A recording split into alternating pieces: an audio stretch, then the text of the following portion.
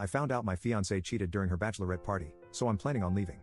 Last night, I, 31M, did something I'm not proud of because curiosity got the better of me. I was getting ready for bed when I saw a light pop up on my girlfriend's, 30F, computer.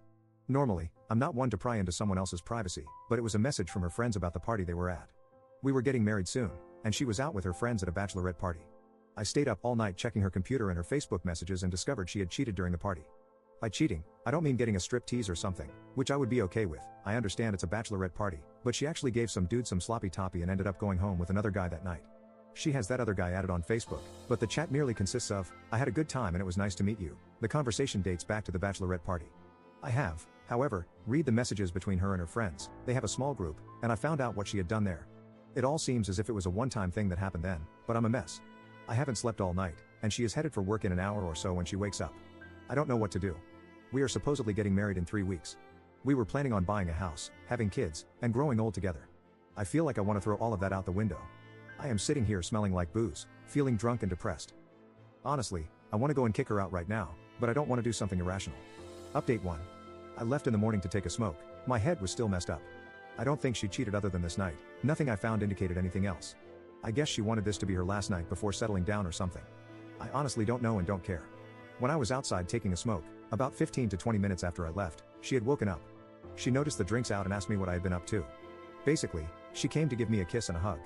I followed through with it but honestly felt empty doing it. I didn't want to give her any hint of what I knew. She asked me why I had been drinking and why I didn't come to sleep last night, and I told her I was just having some nightmares but everything was fine. I felt detached, like I was watching myself in the third person through a TV or something. She asked me if any stress was related to the marriage and the plans. I just told her something along the lines of, "I love you. How can you be stressed about the best thing in your life?" After that, she got herself ready and left for work. So, it was time to take action. I basically started packing my most important things and I called and canceled the venue where we were supposed to have the wedding. Apparently, they took 15% of the money for canceling early because we were having such a big event. I told them it's fine, and I really don't care at this point.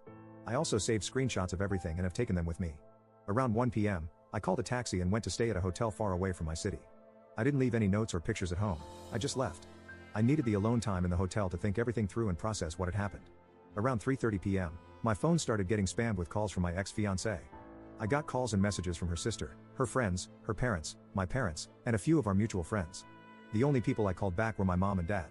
I have huge trust in my parents. I basically spilled the beans and told them a nicer version of what had happened. I asked my dad not to say anything and also asked my mother not to say anything. I told them it's ended, it's over, and that I won't be getting married anymore. I also told them not to tell anyone about what I told them. I didn't tell them exactly what happened, just that I found out she wasn't being loyal to me. I didn't think giving details would help in any way. Around 5 p.m., my dad called me back and told me my ex-fiancée is completely hysterical and is basically broken down. Completely not understanding what is going on, I just told my dad not to intervene and that I needed some alone time right now. I basically shut my phone down and have been staying silent ever since. Her sister knew about what happened at the bachelorette party, and I have the text to prove it.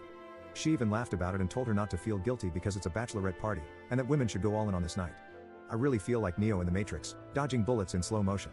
However, instead of dodging bullets, I have dodged an unfaithful wife, endless fights, and a ton of depression. I honestly feel a lot better knowing my life will get better. Unfortunately, she has broken down and is begging me to take her back, as is her sister and her friends. Update 2. Yesterday, my phone was being spammed by many family members from her side and friends. I had this gut feeling she was going to come up with an excuse of some sort. I picked up the phone, and the first thing I heard was a torn voice. I could hear she had been crying all day and was in a messed up state. She kept begging me to come back, that there was an explanation for everything, and that she loved me. She said I had misunderstood the entire situation. I told her to explain it to me right then and there. She said because I had only seen a small part of the conversation, it had all been misunderstood, that I should come back home, that she loved me, and that I had taken an irrational decision to leave. During the entire conversation, I was just giving really short, empty answers in a cold manner. After she told me it was all a misunderstanding, I told her to call me back in 10 minutes and to check Messenger. After I hung up, I sent her the entire conversation with a ton of screenshots. Not all of them, but most of the important ones. It didn't take 2 minutes for her to call back, crying hysterically, saying sorry for everything, that she wanted to unalive rather than lose me. She said she was forced by her friends and her sister to have fun one last time, and that she needed to let all the energy out before stepping into a marriage for life. I stayed silent. The more I didn't talk and just said okay, the more she cried. She started telling me I could sleep with other women if I wanted to get back at her, or that she would tell everyone about what she did so I could take her back. I told her that sleeping with other women was not something I needed because the moment I met her and started loving her, she was the only woman I needed. I didn't need to meet or sleep with someone to know the best thing in my life was waiting at home. She kept begging and begging. So I just told her that if she came clean to her parents and family, I would think about it. After that, she started saying something, but I just hung up.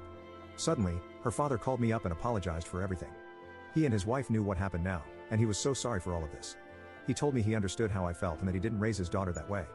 His wife basically stole the phone from him and told me her daughter had never been this destroyed before. I politely told her I appreciated her opinion and then said, "I have to go, goodbye."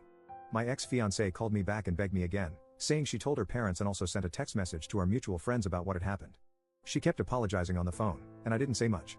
After some time, I just told her not to cry, that she shouldn't be apologizing because single women like herself were allowed to do these things, and I hope she finds Mr. Right.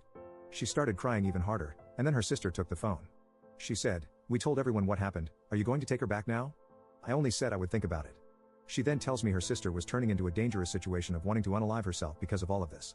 The only thing I said after she told me that was, "It's a good thing you are close to her so you can make sure she doesn't do that. Maybe take her to a doctor or something." After this, I just hung up. My phone had been blowing up with messages from everyone, and I didn't plan on responding. I honestly feel a lot better right now, like I could move on.